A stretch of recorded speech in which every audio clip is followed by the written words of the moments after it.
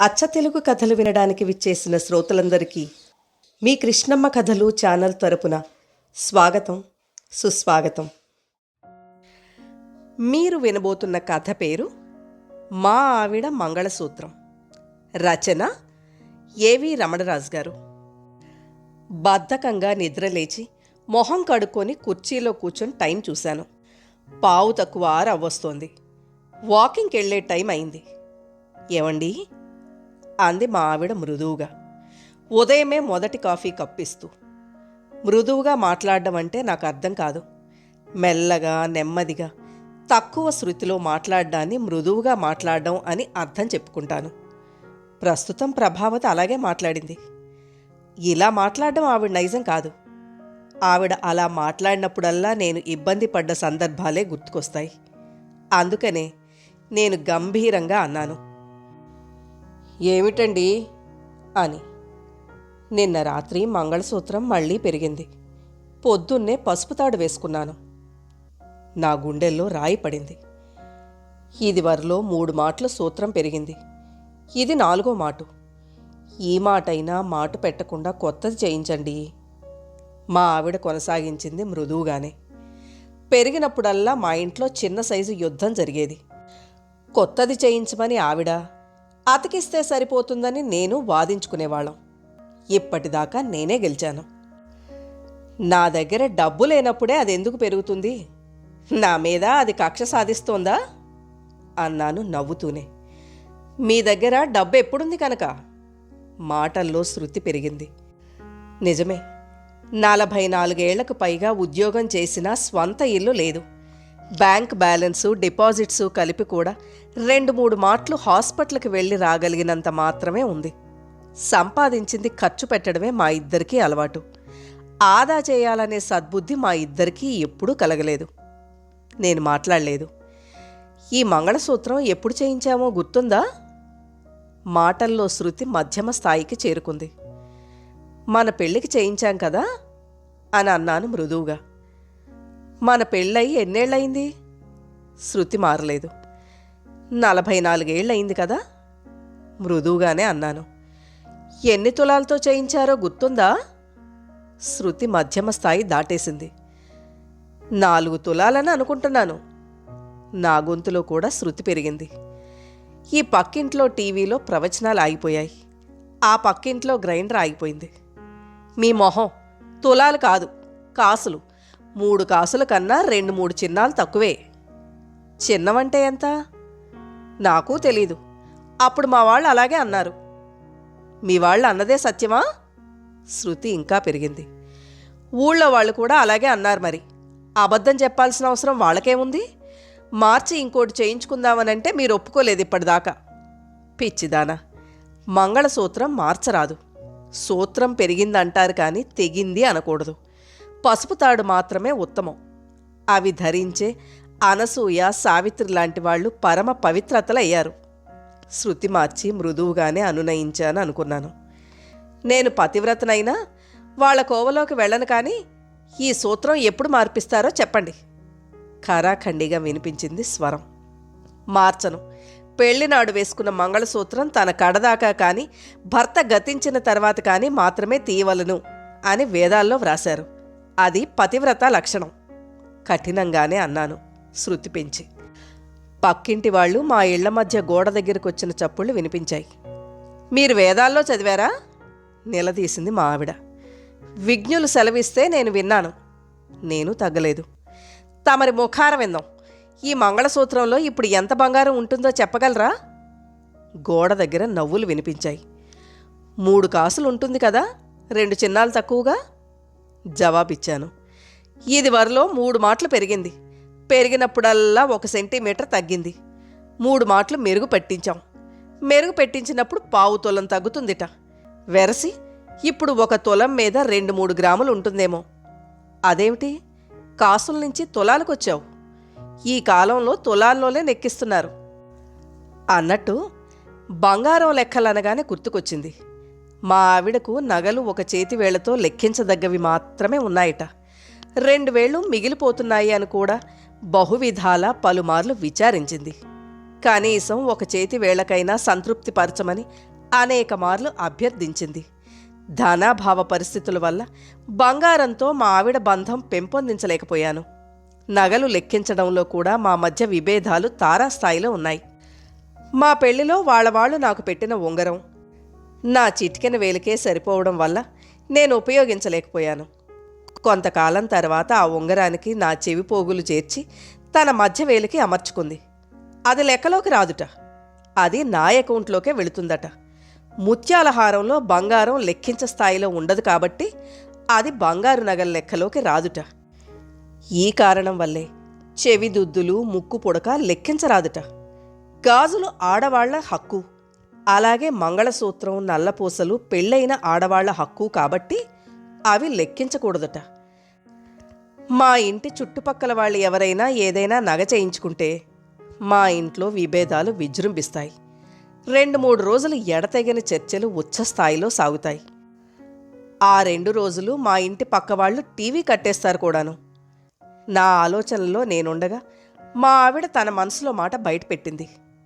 ఇంకో 3 తులాలు కలిపితే గట్టి సూత్రం మంచిగా చేయించుకోవచ్చు ఉత్సాహంగా అంది. నీ గొలుసుంది కదా, 3.5 కాసుంది. అది ఇది కలిపితే బంగారం కొనక్కర్లేదు. మార్చి చేసినందుకు మజూరీ ఒక 15-20 వేలల్లో వచ్చేస్తుందంటే చేయించుకో సౌమ్యంగానే అన్నాను. ఆ గొలుసు మా అమ్మది, అది మన అమ్మాయికే చెందుతుంది నా తదనంతరం. అది మార్చడానికి ఒప్పుకోను. ఏ 3 తులాల బంగారం కొనలేరా? కోపంగానే అంది. నాకు కోపం వచ్చింది. ఇంకా ఎంతకాలం నీ మెడలో ఉంటుందో తెలియని ఆ మంగళసూత్రానికి ఇప్పుడు 1 లక్ష రూపాయలు పెట్టే ఉద్దేశం నాకు లేదు. నువ్వెంత అడిగినా లాభం లేదు. నా గొంతు నాకే కర్కశంగా వినిపించింది. ఈ మాట అంటూనే నేను తలుపు తీసుకుని వీధిలోకొచ్చాను. పక్కింటి వాళ్ళు హడావుడిగా తమ ఇళ్లలోకి వెళ్లడం గమనించాను. సాధారణంగా ఇద్దరూ కలిసి వాకింగ్కి వెళ్తాం. ఈవేళ కోపంగా నేనొక్కడే వెళ్ళాను. చల్లటి గాలి మొహానికి తగులుతోంది. అయినా కోపం ఇంకా చల్లారలేదు. ప్రసన్నాంజనేయ స్వామి గుడి వీధి దాటి 4 అడుగులు వేశాను. దాటుతూ స్వామివారికి ఓ నమస్కార బాణం కూడా వేశాను, ఎందుకైనా మంచిదని. కొంచెం దూరంలో ఒక సునకరాజు రోడ్డు మధ్య అడ్డంగా పడుకొని విశ్రమిస్తున్నాడు. చిన్నప్పటి నుంచి కూడా నాకు కుక్కలంటే భయం, భయంతో కూడిన భక్తి కూడా. కుక్క భౌభౌ అంటే నేను దేవుడికి దండం పెట్టుకుంటాను, నన్ను కరవకుండా చేయమని. వారికి నిద్రాభంగం కలిగించరాదనే సదుద్దేశంతో రోడ్డు పక్కగా వెళ్లడానికి ప్రయత్నం చేశాను. 5-6 అడుగుల దూరంలో ఉండగానే గ్రామసింహం గారు లేచారు. భౌ భౌ అంటూ నన్ను పలకరించారు. నాకు వారి భాష తెలియకపోవడం వల్ల కంగారు పడ్డాను. అది శృతి పెంచింది. నేను ఆగిపోయాను. నన్ను చూసి అది సరదాగానో కోపంగానో తన భాషలో భౌ భౌ అంటూ వాదం మొదలుపెట్టింది అని అర్థమైంది. దానికి నన్ను చూసి కోపం వచ్చిందో లేక అసహ్యం వేసిందో అర్థం కాలేదు, కానీ నేనంటే దానికి ఇష్టం లేదు అని అర్థమైంది. దానితో నేను సంభాషణ మొదలుపెట్టాను. స్నూపీ అని పిలిచాను. కూల్ కూల్ అని కూడా అన్నాను. అది పట్టించుకోలేదు. మళ్ళీ భౌ భౌ అంది ఇంకొంచెం గట్టిగా. నేను వివరణ ఇచ్చుకున్నాను. నేను మీ వీధికి 2 వీధుల అవతలుంటాను. రోజు ఈ దోవనే వెళుతుంటాను కదా, ప్లీజ్ దోవ వదులు. ఆ వేళ ఆ సారమేయమునకు తన రోజొచ్చిందని గ్రహించలేకపోయాను. అది ఇంకొంచెం గట్టిగా భౌ భౌ అంటూ ఉత్సాహంగా 2 అడుగులు ముందుకు వేసింది. అప్రయత్నంగా నేను 2 అడుగులు వెనక్కి వేశాను. నో నేను ఫ్రెండునే అని సంజాయిషి ఇచ్చుకున్నాను. అది వినలేదు. వడివడిగా ఇంకో 4 అడుగులు ముందుకేసింది, భౌ భౌ రాగాలాపన చేస్తూనే. ఇంతలో దాని మిత్రులు 1-2 వచ్చి అవి కూడా వాటి భాషలో దొరకునా ఇటువంటి కండ అని రాగాలాపనలో జత కలుపుతూ నా కాలు వాసం చూశాయి. కింకర్తవ్యం అని కంగారు పడ్డాను. అంతా మిథ్య, పలాయనమే సత్యం అని జ్ఞానోదయం అయింది. వెనక్కి తిరిగి నా కండ వాటికి అందకుండా పిక్కబలం చూపించాను.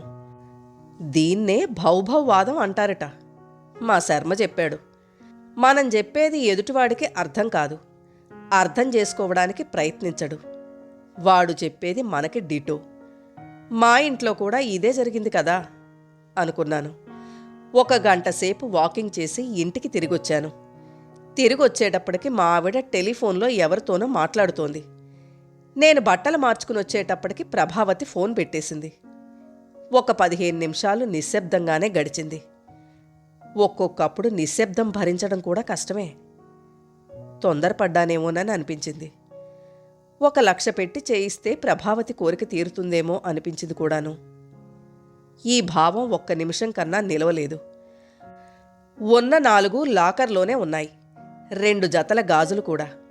మంగళసూత్రం, నల్లపూసలు, 2 జతల గాజులు మాత్రమే ఒంటి మీద ఉంటాయి. లాకర్లోని గొలుసు మార్చి చేయించుకుంటే నష్టమేంటి?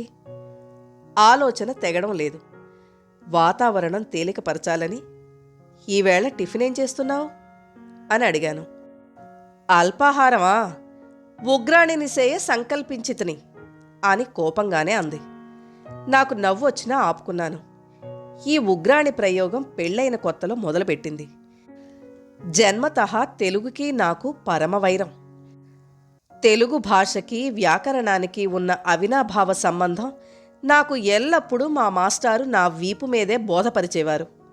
మా మాస్టారు ఎన్ని మృదంగ కచేరీలు చేసినా నాకు బోధపడలేదు.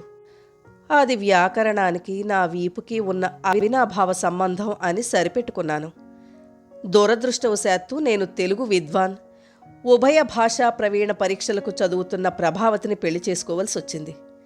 పెళ్లి చేసుకుని జోర్ఘాట్ తీసుకొచ్చిన తరువాత ప్రభావతికి తెలుగు ట్యూషన్ చెప్పించి ఆ పరీక్షలు పాస్ చేయించలేని దౌర్భాగ్యుణ్ణి కూడా. అలా అని ఆవిడ వివిధ సందర్భాలలో తేటతెల్లం చేసింది. అదీనుగాక పెళ్లైన కొత్తలో ఆమె తన భాషా ప్రావీణ్యతను ప్రదర్శించేది. ఆ ప్రదర్శన నాకు మట్టుకే పరిమితం. ఇతరులతో మామూలుగానే మాట్లాడేది. పెళ్లైన కతిపయ దినములకు ఒకానొక దినమున అదేమిటో మా ఆవిడ భాషా ప్రయోగం అప్పుడప్పుడు నాకు అలవాటైంది. శ్రీదేవి, నా ప్రియ భార్యామణి, ఈవేళ ఉదయం అల్పాహారము నేమి చేయుచున్నదానవు అని అడిగితిని. ఉగ్రాణిని సేయ సంకల్పించితిని అని ఆమె ప్రత్యుత్తరం ఇచ్చెను. చేయుచున్న కాదు, సేయుచున్నయని అనవలెనని అని కూడా ప్రబోధించింది. ఉగ్రాణి అనగానేమి అని అడగబోయి నవ్వుతుందని అడగడం మానేశాను. ఉగ్రాణి అంటే ఏమై ఉంటుందా అని ఆరు బయట కుర్చీ వేసుకుని ఆలోచించాను. ఉగ్రవాద సంబంధమేమోనని భయపడ్డాను.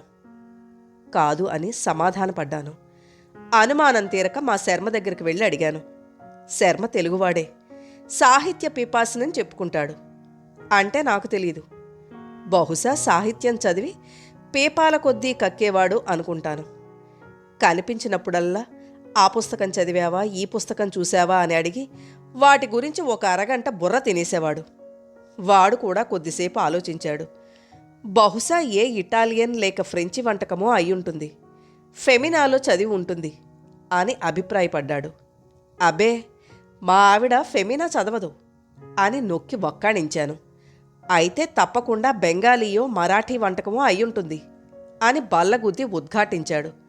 లేడీస్ క్లబ్ రాజకీయాల్లో మీ ఆవిడ బెంగాలీ, మరాఠీ వాళ్ల వైపు ఉంటుందని అభిజ్ఞ వర్గాల భోగట్ట. వాళ్ళెవరి దగ్గరో నేర్చుకుని ఉంటుంది అని కూడా విశదీకరించాడు. నాకు నమ్మకం కలగలేదు. ఈ ఇంటికెళితే అదే తెలుస్తుంది కదా అని వచ్చి ఉత్కంఠగా ఎదురు చూశాను. 1 అరగంట తర్వాత ప్లేట్లో ఇంత అటుకుల ఉప్మా తెచ్చి నా చేతిలో పెట్టింది. ఉగ్రాణి అంటే అటుకుల ఉప్మానా అని ఆశ్చర్యపడ్డాను. అవును, తాలింపు వేసిన అటుకుల ఉప్మాను ఉగ్రాణి అందురు అని వివరించింది ప్రభావతి. ఇటువంటి చమత్కార ప్రయోగాలు చాలానే చేసేది. మీ ముఖారవిందమున కిష్కింధావాసులు ఉత్సాహముతో ఉరకలు వేయుచున్నారు. మీ వదన చంద్రమున రామభక్తులు పరవశంతో నృత్యమాచరించుచున్నారు. మీ ముఖపద్మమున, తుమ్మల వనమున సూర్యాస్తమయ శోభ విరాజిల్లుతోంది. ఈ మాటలు ఆవిడ అన్నప్పుడు నన్ను పొగుడుతోందనే అనుకున్నాను. కానీ మా శర్మ టీకా తాత్పర్యం చెప్పినప్పుడే అసలు విషయం, మొదటి రెంటికి నాది కోతి ముఖమని, చివరి దానికి నా ముఖం తుమ్మల్లో పొద్దుగూకినట్లు ఉంటుందని అర్థమైంది. నిందాస్తుతి అంటే ఏమిటో విడమర్చి చెప్పాడు శర్మ. ఇటువంటివి కూడా ఆ కోవలోకే వస్తాయి అని బొజ్జ నిమురుకొని మరీ చెప్పాడు. పిల్లలు పుట్టి పెరుగుతున్నప్పుడు భాషా ప్రయోగాలు తగ్గిపోయాయి. కోపం వచ్చినప్పుడు ఏకాంతంలో మాత్రమే నిందాస్తుతి చేసేది. నేను పట్టించుకోవడం మానేశాను. చాలా కాలంగా అది కూడా ఆగిపోయింది. ఇప్పుడు ఉన్నట్టుండి మళ్ళీ మొదలుపెట్టింది. సంయమనంతో సంధి చేసుకోవడానికి ప్రయత్నాలు చేశాను. ఈ మాట కూడా సూత్రం అతికించి అవసరమైతే 2-3 గ్రాముల బంగారం తగిలించి పొడుగు తగ్గకుండా చేయించుకొస్తాను. 1-2 నెలల్లో శంకరం దగ్గర నుంచి రావాల్సిన లక్ష తిరిగొస్తుంది. దానితో కొత్త చేయిస్తాను అని చెప్పి సమాధానపరచడానికి ప్రయత్నించాను. ఒక అరగంట వాద ప్రతివాదాల తరువాత మా ఆవిడ తెల్ల జెండా ఎగరవేసింది. ఉగ్రాణిని ఆరగించి కొత్తపేటలోని బంగారం దుకాణానికెళ్ళి సాయంత్రానికి మంగళసూత్రం తీసుకొచ్చాను. 2 నెలలైనా శంకరం లక్ష ఇవ్వలేదు. కాగల కార్యం గంధర్వులే తీరుస్తారట. నా విషయంలో అదే నిజమైంది. మా ఆవిడ చేతివేళ్ల లెక్క తగ్గకూడదనే సదుద్దేశంతో ఈ మధ్యన బజారుకు వెళ్ళినప్పుడు కానీ, మా కాలనీలో వ్యాహ్యాలకి వెళ్ళినప్పుడు కానీ మా ఆవిడకు ఓ సలహా ఇవ్వడం మొదలుపెట్టాను. పమిట మెడ చుట్టూ భుజాలు కప్పుకొని నడు అని. ఈ మాటలు నేను పురుషాహంకారం చేత అనలేదు. గత కొద్ది కాలంగా హైదరాబాదులో గొలుసు దొంగలు చెలరేగిపోతున్నారు. ఇలా వచ్చి అలా స్త్రీల మెడలోని గొలుసులు తెంపుకుపోతున్నారు. పోలీసులు వాళ్ల పని వాళ్ళు చేస్తున్నామన్నారు. గస్తీలు ముమ్మరం చేశామన్నారు. 10 టీములు గొలుసు దొంగల పని పట్టేందుకు పని చేయిస్తున్నాయని చెప్పారు. అయినా గొలుసు దొంగతనాలు తగ్గలేదు. అందుకే మన జాగ్రత్తలో మనం ఉండాలని వారు సలహా ఇచ్చారు. మామూలుగానే మా ఆవిడ నా మనోగత భావాన్ని గ్రహించకుండా అపార్థం చేసుకుంది. మీ మొహం 66 ఈ వయసులో నన్నెవరు చూస్తారండి అని తీసిపారేసింది. నా మనోగత భావాన్ని ఆవిడకి విపులంగా విశదీకరించాను. మా ఆవిడ పెళ్ళున నవ్వింది. భళ్ళున నవ్వింది. పడి పడి నవ్వింది. నవ్వి నవ్వి అంది, ఏ దొంగాడో తెంపుకుపోతే తప్ప నాకు కొత్త మంగళసూత్రం వచ్చే మార్గం లేదా భగవాన్ అని కనిపించని దేవుణ్ణి అడిగింది. ఒక్కొక్కప్పుడు దురదృష్టం ఎడాపెడా తన్నుతుంది. నా దురదృష్టం మా ఆవిడకు వరమైంది. సరిగ్గా మా ఆవిడ పైవాక్యం అన్నప్పుడు ఆకాశ మార్గాన తథాస్తు దేవతలు విహరిస్తున్నారేమో. మా ఆవిడ కొలిచిన భగవాన్ గారి ప్రోద్బలంతో తథాస్తు దేవతలు తథాస్తు అని ఉంటారు. ఈ విషయం 10 రోజుల తర్వాత అనుభవంలోకి వచ్చింది. ఆ దురదృష్ట ఉదయం సమయాన వాకింగ్ అనే కార్యక్రమంలో నేను మా ఆవిడ పక్కనే నడుస్తున్నాను. మోటార్ సైకిల్ మీద వచ్చిన 2 కుర్రాళ్ళు మా ఆవిడ మెడలో మంగళసూత్రం, నల్లపూసల గొలుసు పెరిగించుకుని పోయారు. అయ్యో అయ్యో అని మేమిద్దరం ముక్త కంఠంతో ఒకే శృతిలో అరిచాం. చుట్టుపక్కల ఉన్న 2 పురజనులు అయ్యయ్యో అయ్యయ్యో అని వంత పాడారు. మోటార్ సైకిల్ నెంబర్ చూడనందుకు చివాట్లు పెట్టారు. ఇంతలో కింద పడ్డ నల్లపూసల గొలుసులో ఒక ముక్క కనిపించింది. గుడ్డిలో మెల్ల అని వాళ్ళు సంతోషపడి మమ్మల్ని కూడా ఆనందించమన్నారు. పోయిన మంగళసూత్రానికి నల్లపూసల గొలుసు కోసం పోలీస్ రిపోర్ట్ ఇవ్వమని సలహా పాడేసి వెళ్ళిపోయారు. పోలీస్ రిపోర్ట్ ఇద్దామని నేననుకున్నాను కానీ మా ఆవిడ నా అభిప్రాయాన్ని నిర్ద్వందంగా తిరస్కరించింది. తులం మంగళసూత్రం, అరతులం నల్లపూసల గొలుసు పోయిందని చెప్పుకోవడానికి సిగ్గుండక్కర్లేదా? తెలిసి నలుగురు నవ్వరా అని అడిగింది. నేను సమాధానం చెప్పలేకపోయాను. ఇంటికొచ్చేశాం. 3 రోజులు గడిచిపోయాయి. 4వ రోజు ఉదయం కాఫీ సేవిస్తుంటే మా ఆవిడ అంది, పెళ్ళాం పసుపు తాడుతో తిరుగుతుంటే సిగ్గులేదు ఈ మనిషికి. నేను మాట్లాడలేదు. పేపర్ తీసి మోడీ గారి అమెరికా పర్యటనలో ఒబామా గారితో కుదిరిన ఒప్పందాల గురించి మరింత శ్రద్ధగా చదవడం మొదలుపెట్టాను. బెల్లం కొట్టిన రాయిలా ఎలా కూర్చున్నారో మాట్లాడకుండా. భారత్ అమెరికాలు కలిసి నడవాలని ఒబామా గారు ఉద్బోధించారు. మొన్న అమ్మాయి టెలిఫోన్ చేసింది. కొత్త మోడల్స్ అట. 5 తులాల్లో సూత్రం, 2.5 తులాల్లో నల్లపూసలు వచ్చేస్తాయిట. వాట్సాప్లో ఫోటోలు పంపింది. మీకు కూడా చూడలేదా? సాంస్కృతిక సాంకేతిక రంగాలలో సహాయం అందించడానికి అమెరికా సిద్ధంగా ఉందని ఒబామా గారు పునరుద్ఘాటించారు. కావాలంటే ఒక 50,000 ట్రాన్స్ఫర్ చేస్తానన్నాడు అబ్బాయి. మోడీ గారు హర్షం వ్యక్తం చేశారు. పేపర్ తీసి పాడేసింది ప్రభావతి. మీకు చీమ కుట్టినట్లయినా లేదా? ఎందుకంత ఆవేశపడతావు? 5 + 2.5 = 7.5 తులాలు. వాటికి తరుగు, మజూరీ ఇత్యాదులు కలిపి కనీసం 2.5 లకారాలు అవుతాయి. ఇంకో 2 నెలలు ఆగు, ఎఫ్డీలు మెచ్యూర్ అవుతాయి, కొంటాను. కుదరదు, ఇప్పుడెళ్ళి ఆ ఎఫ్డీలు తీసేయండి. సాయంకాలం వెళ్ళి తెచ్చుకుందాం, రెడీమేడ్ దొరుకుతాయి. వడ్డీ తక్కువ వస్తుందే. ఈలోపు బంగారం ధర పెరుగుతుంది. అయినా 5 తులాలది ఎందుకే, 3 తులాలది నీకు అచ్చొచ్చింది కదా. 40 ఏళ్ల పైగా నీ మెడలో నిలకడగా ఉంది కదా. ఆఖరి అస్త్రం ప్రయోగించాను. మీ మొహం 4 మాటలు పెరిగింది అన్నట్టు 5 ఏళ్ల క్రితం పెరిగినప్పుడు మీకు గుండె నొప్పి వచ్చింది. 10 రోజుల తర్వాత 3 స్టెంట్లతో తిరిగొచ్చారు హాస్పిటల్ నుంచి. నా మెడలో గట్టి 5 తులాల మంగళసూత్రం ఉంటే మన ఇంటి ముందు యముని మహిషపు లోహ గంటలు వినిపించవు. నీ మొహం, నా కోసం యముడెందుకొస్తాడు? వస్తే గీస్తే యమకింకరుల్లో చివరి ర్యాంక్ వాడు వస్తాడు. మళ్ళీ మీ మొహమే. నా మంగళసూత్రం మహిమ వల్ల, నా పాతివ్రత్య ప్రభావం వల్ల యముడే రావాలి. పతివ్రతామణుల మంగళసూత్రం తెంపడానికి అత్యున్నత అధికారి వస్తాడు. అది యమలోకపు ప్రోటోకాల్. గట్టి మంగళసూత్రం వల్ల నా పాతివ్రత్య మహిమ ఇంకా ప్రకాశిస్తుంది. నాకు నోట మాట రాలేదు. మా ఆవిడ వాక్చాతుర్యంతో నా మెదడు ముద్దుబారింది.